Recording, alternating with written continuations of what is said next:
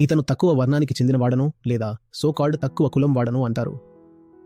చెప్పండి, ఇతని కులం తక్కువ ఎలాగో చెప్పండి. శరీరం అందరిది ఒకేలా ఉంటుంది కదా.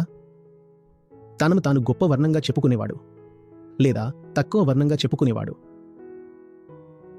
ఇద్దరి శరీరాల నుండి శాంపిల్స్ తీసుకోండి.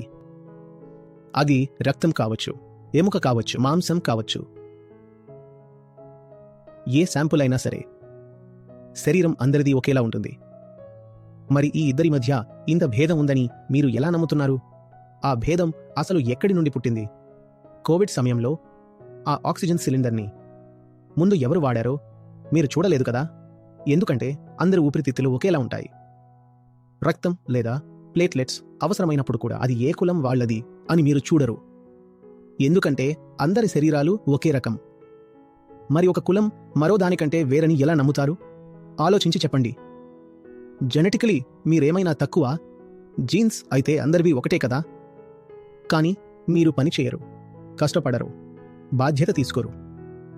అందుకే మీ ఇర్రెస్పాన్సిబిలిటీని దేని వెనుక దాస్తున్నారో తెలుసా? ఇదంతా నా కర్మఫలం, నేనేం చేయను, లా ఆఫ్ కర్మ అంటూ తప్పించుకుంటారు. మీరు ఎంత సమాజ సంస్కరణ చేసినా మూఢనమ్మకాలు అలాగే మిగిలిపోతాయి. ఎందుకంటే ఆ నమ్మకం తాలూకు వేరు ఇంకా లోపలే ఉంది. ఆ వేరే నేను. The ego is the first superstition. అది నిజానికి లేదు, కానీ నేను ఉన్నాను అని అంటుంది. ఆ ఈగోకి అత్యంత విషపూరితమైన రూపమే సోల్.